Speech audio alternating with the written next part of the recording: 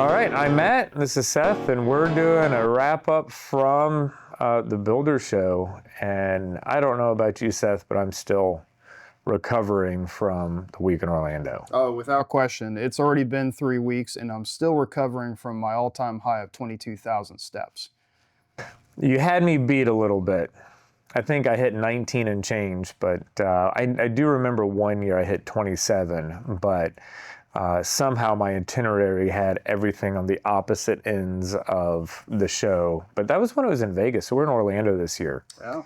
So that had some challenges. The show was great on the floor, but boy, it was hard to get anywhere outside of it though, wasn't it? It was. It's one of those things where I've been going to the International Builder Show for over 17 years, and it's staggering when you put it in that perspective. But learned a long time ago, if you're able to snag a room at one of the conference hotels, you come into town, you park your car, you're done, you walk everywhere else. But see previous example at 22,000 steps.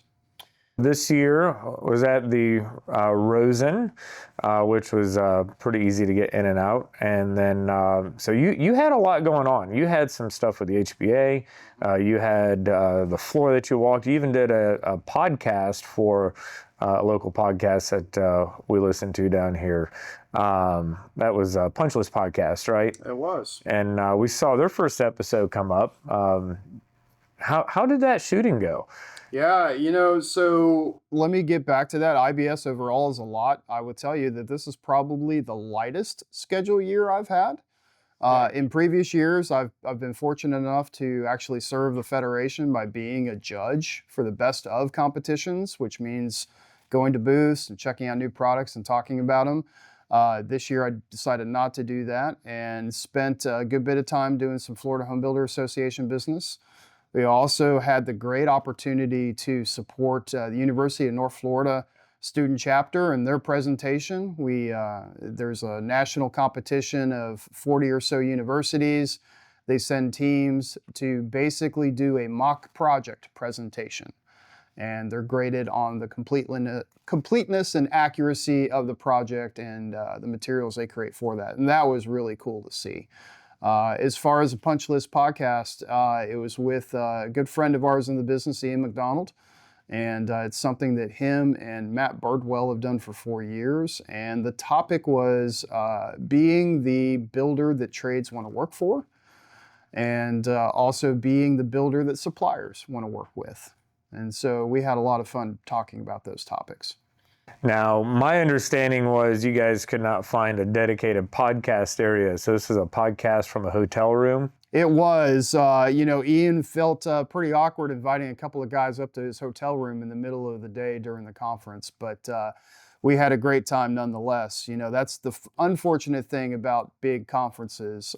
The International Builder Show and the Kitchen and Bath Show took over the entire Orange County Convention Center, so space was a premium. So we had to drop back and punt. Certainly was. I think another highlight from the show is we got to see Jackie Rowland when was it YPG Member of the Year? What was that award called? Yeah, it's the Young Professionals Committee, and she was recognized as a Young Professional of the Year for our region, which is pretty fantastic. But outside of the HBA stuff, we had caucus meetings and we had some national level stuff. We got to see Bill Owens get installed, which we've known Bill for a number of years. One of the really cool things about Bill, and I know I've said this a few times now, but I love the fact that the chair of the NAHB is a remodeler. That's his background, and not a big builder, not a production home builder. Just he's a remodeler, and that's custom. His work is just custom over this. So it's a really neat thing to see. But we got some time on the floor on Thursday, which it's been a few years where I've had the time to really walk the floor. And Thursday, traffic was lighter because folks started to go home, and we got to linger at a few booths. What was your best of IBS on the floor? What was your favorite product? To your point, typically traveling to and from a location like Vegas, that last day of the show is, I need to get home, I'm exhausted. Not that we were any less exhausted in Orlando, but it was closer to home. We got to spend some time with the folks at Mapei. It's a company whose products we use in just about every single job we do. And it was really neat to not only take a look at some of the new products they've done for flooring systems and slope and waterproofing, but to actually spend time with the product designer himself and hear some of the details of, hey, this is what we did and this is how we're different and this is how we're better. Well, I'm amazed at how much we learned about a drain. We spent a half hour talking about a drain, as a matter of fact. So, those are the kind of things that go into the builder show you can kind of geek out on, but that's the beauty of the exhibitors, is they bring the folks who know the products. So if you're looking for a solution to a problem or a solution with a product in mind, chances are you're going to see the people you need to talk to. It's pretty cool. I think my favorite interaction was with our guy at the Bavarian booth, and he had some pencils. And it was fantastic. He was so proud of them, and we walked away with a bunch of pencils that write on anything, that are easy to sharpen and are better than his competitors, as he said. And we got cool stickers. Yep. And I learned a little bit about food while I was at the booth too, so that was fun. But I think product-wise, and Seth, I need help on the name.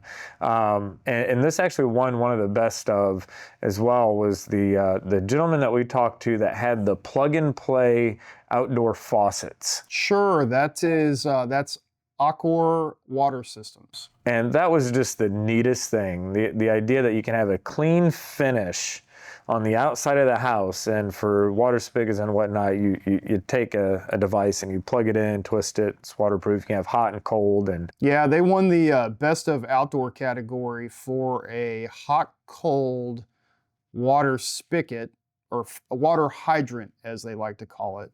And what was really cool about it is I know their vice president of sales, a guy named Sean Trimble, and Sean and I were talking about that product when it was in its prototype stages over 2 to 3 years ago. And I had given him some feedback on, hey, if you could adapt this thing to be not only a hot-cold outdoor water spigot, but also to be adaptable to be an outdoor shower. Because, to do an outdoor shower on a pool deck or beachfront or whatever, the components never seem to last.